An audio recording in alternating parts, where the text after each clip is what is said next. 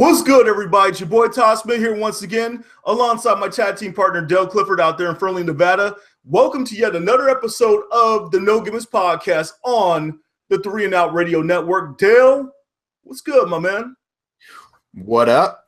What's good right here? Boom.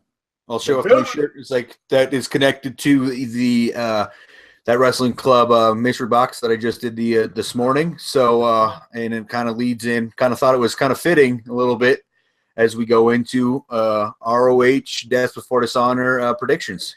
Yes, we are, Dale. And by the way, check out Dale's new unboxing episode on our official YouTube channel at www.youtube.com/the No Gimmicks podcast. So let's go ahead and kick this off here. So our first match, we have a qualifier. Whoever wins this match will receive a 6-man tag championship opportunity later on in the show. We have the Kingdom comprised of Matt Taven, TK O'Ryan, who recently returned, and Vinny Marceglia taking on Bully Ray and the Briscoes. Dale, who do you have in this one? So obviously it was Bully and the Briscoes that kind of took over the championships after TK O'Ryan got injured. I think this is the moment that the Kingdom gets some revenge here, because I think ROH had a big plan for them as the 6-man champions, and then obviously TK had an unexpected injury where he shattered his leg on the guardrail.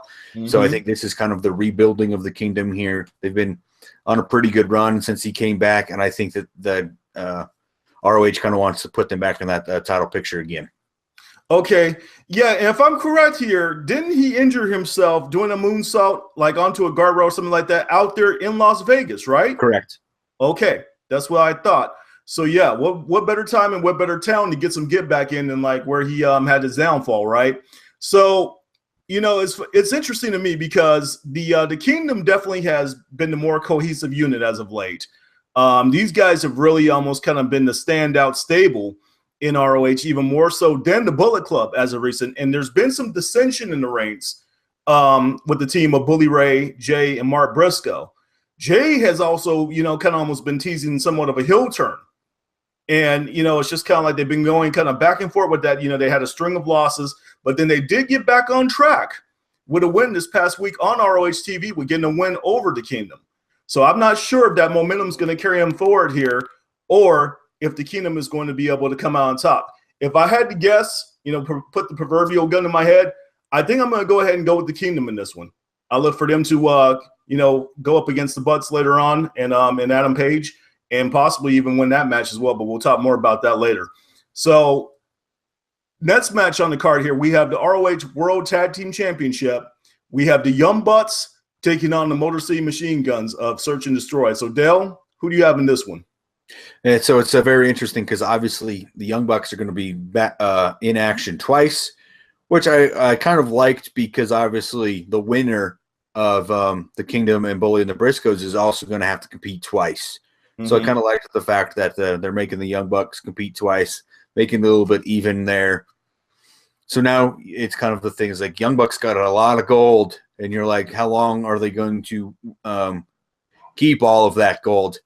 I would like to see Motor City Machine Guns get a tag team run here. Obviously, long storied career for them. You know what? I think I'm going to go that route. I think that the Young Bucks are going to get one fall here. Let's put it in actually it's so tough because I think that the Kingdom are trying to get back to the 6-man championships. Young Bucks aren't going to lose both matches. So let me backtrack here. I'm going to pick the Young Bucks to remain the tag team champions. Okay, your thought process runs along the same way as mine, Dale. I believe that the Young Bucks will be victorious and that they will retain their ROH Tag Team Championships because I'm pretty sure that they're going to be dropping the 6-man tag belts to the Kingdom later on in the evening. So moving on to our next matchup, we have the Kentucky gentleman, the man known as Chucky T, also on the indie circuit and Pro Wrestling Guerrilla. He goes by the name of Chuck Taylor, but I guess for copyright reasons, he can't use that in ROH. He's taking on the villain, the guy on your T-shirt, Dale, Martys. So without trying to be biased, who do you have in this one? Yeah, I know. It's like Martys on the card, trying to not be quite so Mark pick here, but there's a reason why I like Martys, because I like the talent, and I believe he's got to continue some momentum, trying to go back towards some type of a singles championship here. So I was like, I got to go Marty Scurll. Okay.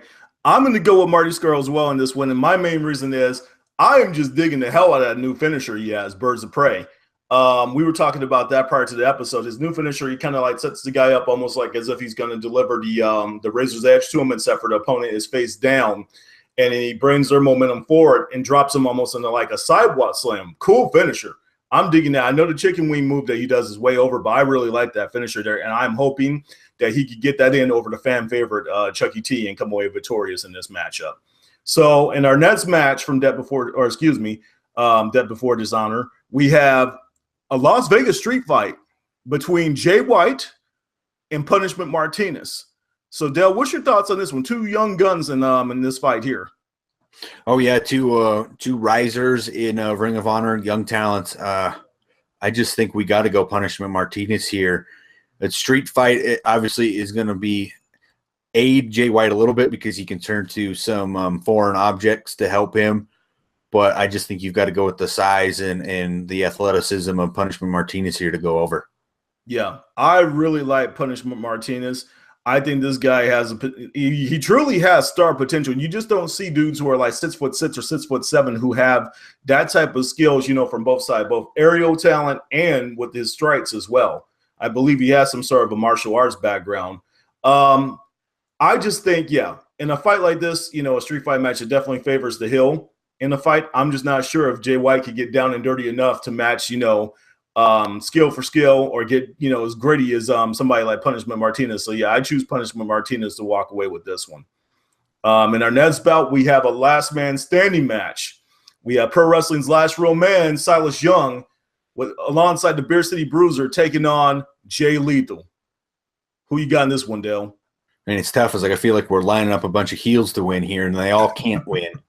I kind of wanted to say is like that Silas would have the aid of Beer City Bruiser here, and you kind of want to pick him over Jay Lethal, and you kind of fit because again we're always going to the point of when is Silas going to kind of get those victories to move him towards more star potential, but you're like it's freaking Jay Lethal. I was like the man is Ring of Honor right now, so yeah, I got to stick with Jay Lethal here.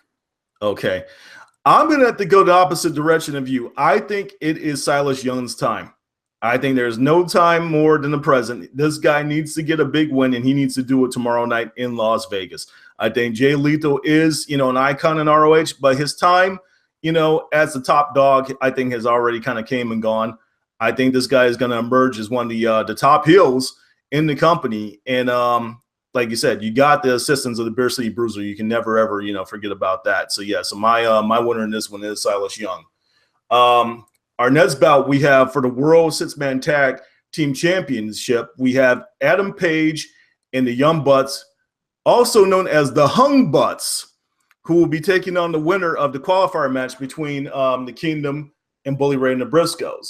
So, Dale, who do you have in this one?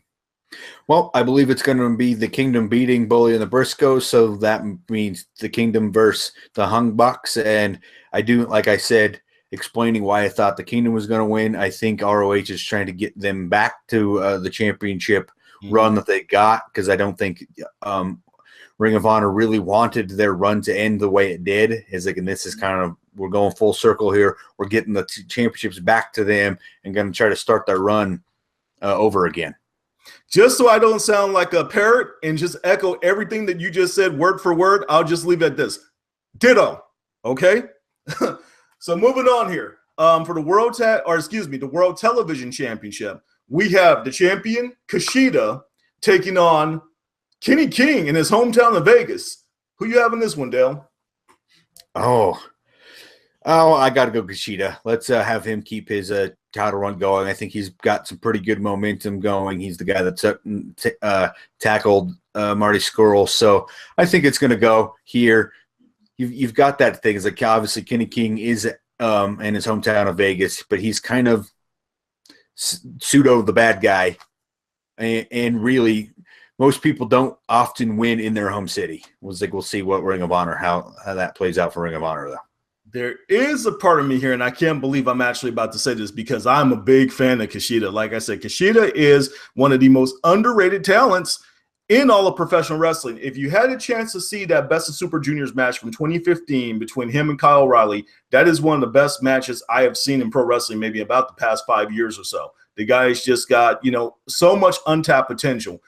But I think since the Rebellion has split up, Kenny King, Shane Taylor, also Rhett Titus, and Caprice Coleman, who has now turned into one of the announcers and has his own segment there on ROH TV. No one has really broken out as the star of that stable.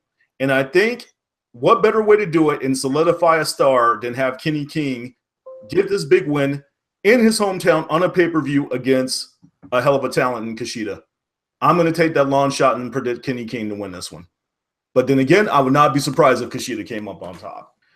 So last but not least here, for the ROH World Championship, in our main event, we have the American Nightmare Cody taking on the never openweight champion, Minoru Suzuki. Dale, what are your thoughts? Who you have in this match for the ROH World Heavyweight Championship? You know what? I think I got to stick with Cody Rhodes here. I just think this is he's on quite a run as ROH World Champion, and we've got a legendary Japanese wrestler coming over here, and I just think this is another notch on Cody Rhodes' belt as Ring of Honor Heavyweight Champion. Plus, he's getting a great character going, as he's obviously got the Ring of Honor himself now. Instead of carrying around the Heavyweight Championship, he's trying to build this great character that he's got going, and obviously showing that really he right now is not at all regretting his decision to leave WWE. Gotcha. So let's do somewhat of a what-if scenario here, because I already know which dog I really want to choose in this fight, but I just kind of want to run a scenario by you here. Now, as it was reported earlier this week, WWE is going to be bringing back the Starrcade name for an event that they're going to be doing here in about a month and a half or so. And one of the big topics of discussion is the fact that Michael P.S. Hayes has reached out to Cody to ask if he would like to appear on the show alongside his brother, possibly facing off against the Hardys in a tag match. The question I have for you, Dale, if by some crazy, long shot that this does happen and Cody accepts, if he takes that role on that show that night, does he have to sign some sort of a WWE contract? I would assume he probably still has to be under – WWE would want him under contract for some type of deal. But again, it's like, is he really ready to kind of go back to WWE? It's like, I think he wants the Rhodes name to be involved at Starrcade in honor of his dad. But does he really want to go back to WWE at this point? He's still got such a great thing going, being away from them. Right. And that's things like, I'm pretty sure WWE is going to want some type of contract from him. And I don't think they're going to want it for a day, because that's the thing is like, obviously this is just designed to be a house show, but there could be the aspect of WWE wanting to have more of this later on in like a hidden episode type thing, right. that they're not going to want this thing to be completely just the house show. It's like they're bringing back Starrcade to be a house show that no one can see ever. That's what I was like. So to me, it seems kind of fishy that they would just bring Cody back for a one night only thing, though it would be kind of cool. Don't know if ROH would like that though either. The only reason I'm posing that question to you is because, like I said, this is coming from way out of left field here. But if by some chance that Cody does accept that opportunity, it just kind of opens up the chance, with it being such close proximity to what's taking place tomorrow night, that Minoru Suzuki walks out as the ROH Heavyweight Champion. But then the other thing, that I'm looking at here is Minoru Suzuki does not compete very much over here in the United States. He mostly competes over there in New Japan, over in Asia. So I'm not sure, because ROH, unlike some companies, they actually like for their world championship to get defended every once in a while, not every couple of months, by a part-timer. So that wouldn't quite work out.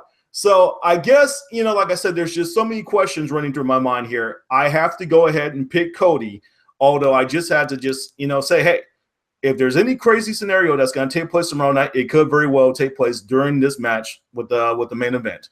So, hey, One thing is for sure here. Dale and I could definitely sit here and give our predictions about ROH, Death Before Dishonor, all night long. But unfortunately, we have come to the end of this episode of our predictions for this pay-per-view. So thank you for tuning in for this episode of No Gimmicks Podcast. Please check out the show tomorrow night. ROH TV, I believe, provides it. Also, the Fight app. You can check out the show on air. So, hey, we are No Gimmicks, no image, all wrestling, all the time.